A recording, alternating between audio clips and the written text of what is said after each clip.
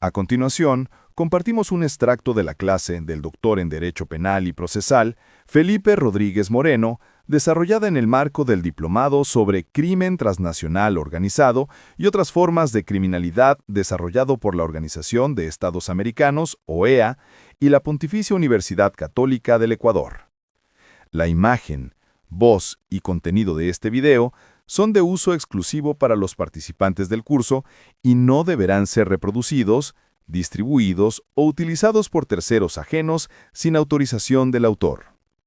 Pongamos rostro y descripción a las amenazas. Como estábamos viendo ayer estábamos viendo un poco la historia, es decir, qué ha pasado con estas organizaciones criminales, de qué se trata cuando alguien dice soy lobo, o soy tiguerón, o soy lagarto, o soy chonero. Es decir, hay una historia atrás y es muy importante identificarles. Pero también es importante identificarles y ponerles un rostro un poco más claro, y ese rostro un poco más claro es entender a qué se dedica cada uno, porque hablamos siempre de tienen peleas por territorio, pero realmente qué hace cada uno.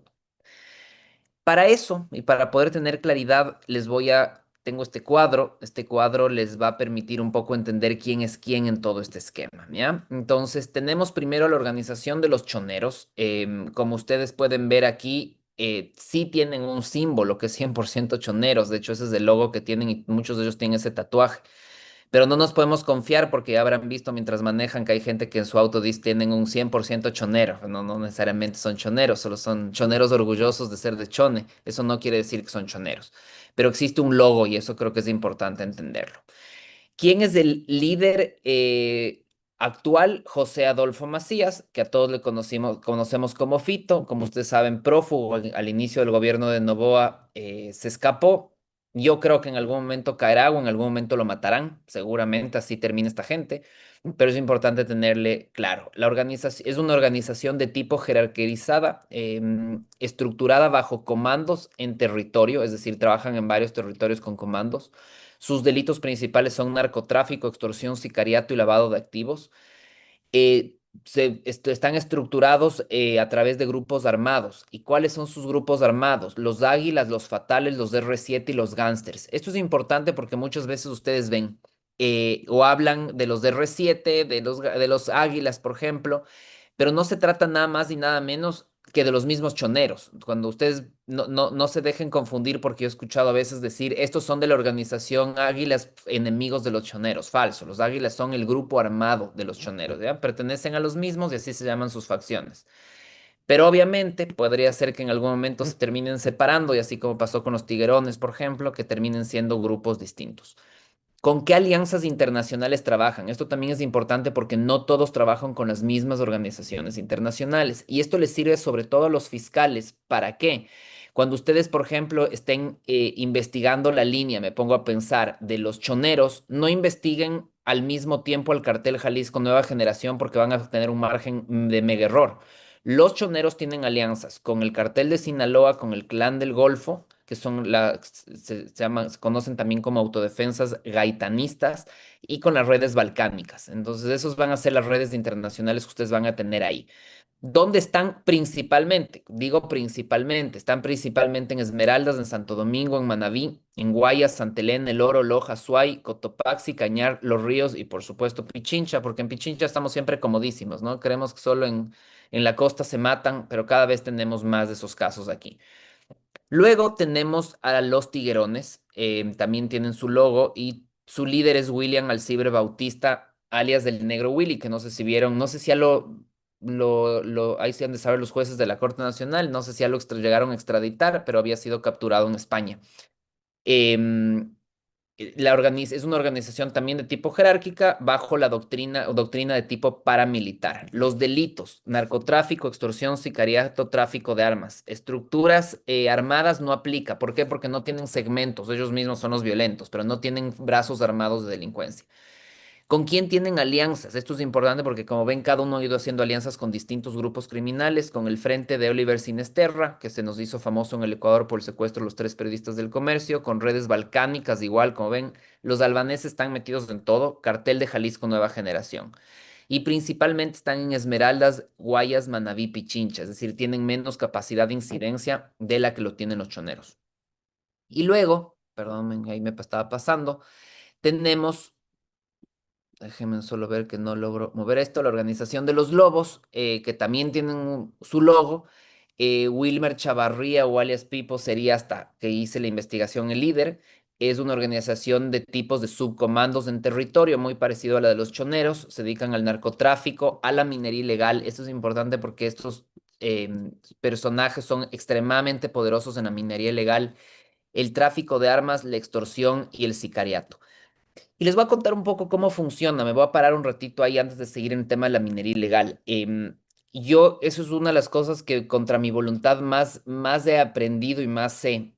Yo trabajo con mineros, pero con mineros legales. Y realmente nuestros principales rivales y con quienes tenemos que combatir siempre son los mineros ilegales.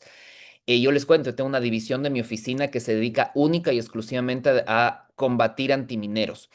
Y es una lucha muy compleja, sobre todo porque con lo que principalmente nos topamos en esto es que los fiscales pertenecen a las mismas comunidades que pertenecen los mineros ilegales. Y yo de hecho soy de la idea, creo que ayer le vi a Osvaldo Carvajal por aquí. Osvaldo, ¿estás por ahí? Bueno, vamos a ver si el Osvaldo aparece.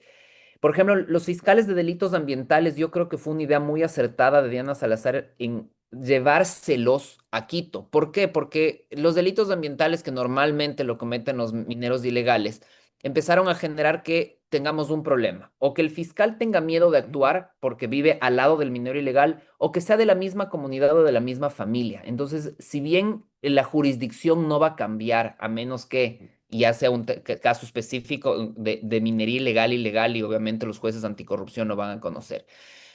Pero sí es importante que el caso se centralice fuera, es decir, la forma de proteger a los fiscales es justamente sacando la investigación del territorio. Hago otro paréntesis, por ejemplo, yo soy de una idea, no sé ustedes qué opinen, pero a mí me parece una locura que los procesados se presenten en las oficinas de los fiscales. Y esto tiene que parar. Y esto tiene que parar por un motivo de seguridad, ¿ya? Yo me muero las iras cuando los jueces dicen, bueno, se presentará en fiscalía 2 veces por semana, 1 vez por semana, 1 vez al mes. Porque tal vez en algunos delitos, como un caso de fe pública, eso no sea relevante. Pero ustedes se han puesto a pensar cuando el que se tiene que presentar frente al fiscal que le está procesando es un lobo. Y el que está poniéndose en peligro es el fiscal. Esta es otra de las ideas que tengo, y es que tienen lugar de presentaciones en casos normales, ¿no? Porque también puedes terminar donde el teniente político, la norma te dice ante la autoridad que designa el juez. Pero deberían haber ventanillas únicas de presentación, donde no tengan accesos ni a secretarios de juzgados, ni a fiscales, ni a nadie, porque lo hemos normalizado tanto a las presentaciones periódicas, pero no se han dado cuenta que los delincuentes saben el horario de los fiscales, saben a qué hora están, saben quién es su personal, saben cómo se mueven.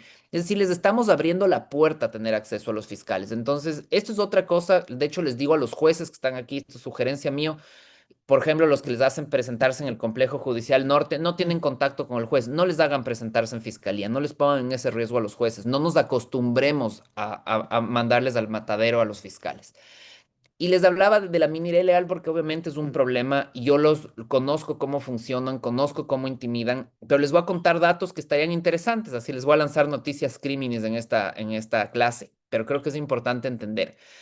Algo interesante que funciona con el movimiento de materiales, ya sean metálicas o no metálicos, pero que están sometidos a concesión minera, es que para circular normalmente la policía que pertenece al Arcom, tienes policías específicos del Arcom, suelen pedir $20,000 por camión, ¿no? Tú quieres mover un camión, $20,000. De ahí a que los mineros ilegales se pueden mover con tanta facilidad.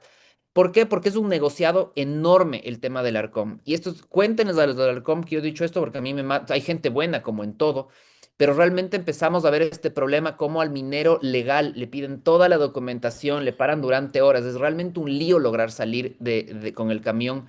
Y los mineros ilegales que todo el mundo conoce quiénes son en la zona, todo el mundo ve dónde están los lugares de explotación donde no hay concesión, trabajan sin que nadie les haga controles, sin allanamientos, sin nada. Y eso es porque hay un negociado en el Arcom, y eso es algo que también tiene que parar, y creo que es importante irle poniendo un ojo. Em, entonces, los lobos, como sabemos, están metidos en la minería ilegal. No se olviden además que la minería ilegal no es solo un tema de recursos estratégicos del Estado. La destrucción al medio ambiente es salvaje. Si bien ya la minería o cualquier actividad extractiva daña el medio ambiente, pero tiene métodos de remediación y métodos y tecnología para causar el menor daño posible. Lo que está haciendo la minería ilegal es realmente una brutalidad. Para que tengan una idea les voy a contar la historia de una empresa que está teniendo un problema con la minería ilegal. Me autorizaron a que lo puedo contar porque les pedí autorización a esta empresa y les he ayudado en algunas cosas. Son el Agua Splendor. Seguramente ustedes han visto la famosa Agua Splendor, que es orgullo ecuatoriano, es hoy patrocinador del Inter de Miami, donde juega Messi. Y es una de las mejores aguas del mundo. Y resulta ser que hoy estamos con el problema, yo les estoy tratando de ayudar, pero es un dolor de cabeza, y es que los mineros ilegales son los lobos con la explotación, están contaminando las fuentes y van a tener que migrar y moverse a distintos lugares ya las empresas. Porque claro, yo les entiendo a los ejecutivos, me dicen, oye, pero yo no voy a iniciar una guerra contra tipos que van a mandar a matar a toda mi familia, prefiero quebrar o prefiero irme del país. Entonces también empezamos ya a tener este choque no solo entre minería ilegal y minería legal, empezamos a tener un choque real entre empresas que necesitan de un medio ambiente sano para poder alimentar a la sociedad y mineros ilegales que empiezan a contaminar las fuentes. Entonces esto también es importante considerar porque el daño es muchísimo mayor a lo que nos imaginamos. Los lobos tampoco tienen estructuras de armadas, es decir, ellos per se ya son los violentos, pero no funcionan como los choneros y sus alianzas internacionales son el Cartel de Jalisco Nueva Generación, lo comparten igual, lo comparten exactamente igual, déjenme que me estoy pasando, denme un segundito, con los tiguerones, con las mafias balcánicas, nuevamente están los albaneses metidos ahí y con los comandos de la frontera, que por cierto creo que estaban en medio del procesamiento de los comandos de la frontera recientemente y he visto unas noticias en el Complejo Judicial Norte. Y eso me lleva, les quiero plantear algo desde lo jurídico, es decir, yo quiero plantearles algo desde lo jurídico y personal y es, ¿qué clase de abogados defienden este tipo de organizaciones? Por ejemplo, les voy a contar por qué no lo hago yo. Es decir, si bien esta clase también nos sirve para que ustedes tengan una idea de cuáles podrían ser los honorarios que un abogado puede cobrar, ¿ya? Y creo que es importante entender cómo funciona y podríamos tener discusiones de varios temas sobre esto. Pero, por ejemplo, en las defensas de estas organizaciones, un buen estudio jurídico que se dedica a defender a gente, a narcotraficantes, puede cobrar entre $500,000 y $3 millones por caso. Es decir, estamos hablando de que ya te cae un caso de esos al año y ya puedes estar 10 años relajado en la vida, ¿eh? Pero obviamente siguen moviendo millones. Pero el gran problema, y yo suelo decir esto a mis alumnos de universidad siempre, cuando les digo que doy clase en la católica, les digo, vean, ustedes pueden hacerse multimillonarios defendiendo a narcos o a grupos delincuenciales. En 5 años podrían acumular unos 25 a 40 millones de dólares, y hasta con honorarios facturados, ¿ya? Podrían hacerlo.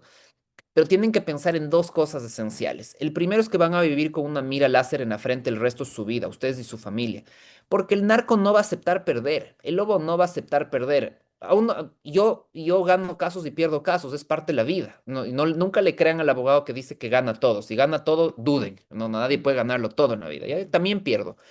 Pero cuando pierdo es un dolor de corazón de hablar con el cliente, de explicarles, es un momento fuerte. ¿Cómo le explicas a una de estas organizaciones que perdiste el caso? No te lo perdonan, entonces estás obligado a ganar. Y luego, como ellos se oponen al sistema constituido, y obviamente la honestidad no va a ser la principal de sus virtudes, van a jugar con otro tipo de métodos, y esos métodos es que ellos no van a tolerar un sistema en el cual o no puedan corromper a los funcionarios judiciales de fiscales o no puedan mandarlos a matar.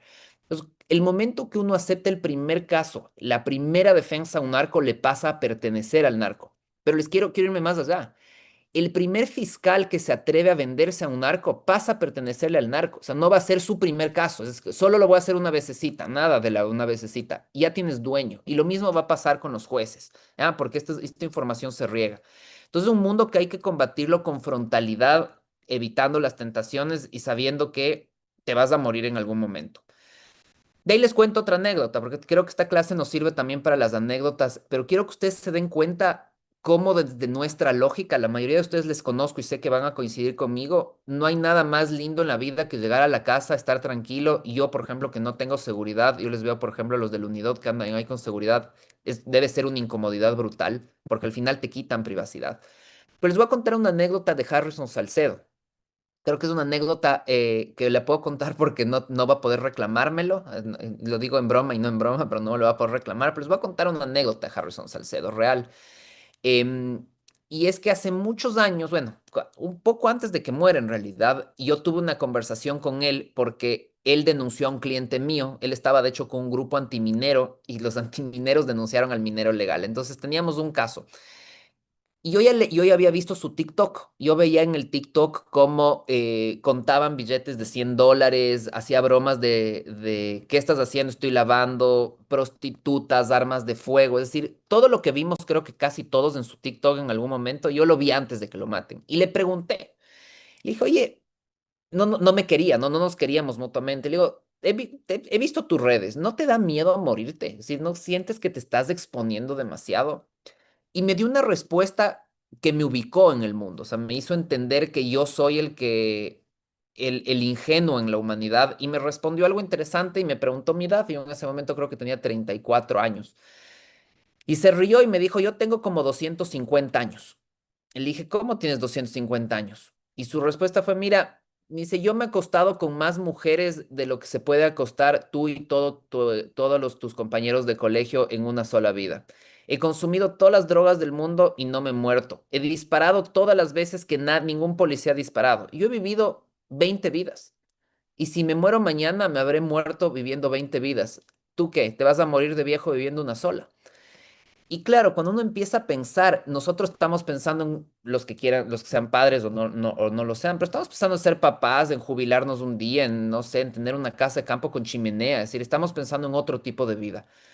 Y ellos saben que inevitablemente están jugando con fuego y saben que se van a quemar. La Organización de Estados Americanos, OEA, y la Pontificia Universidad Católica del Ecuador te agradecen por ver este video.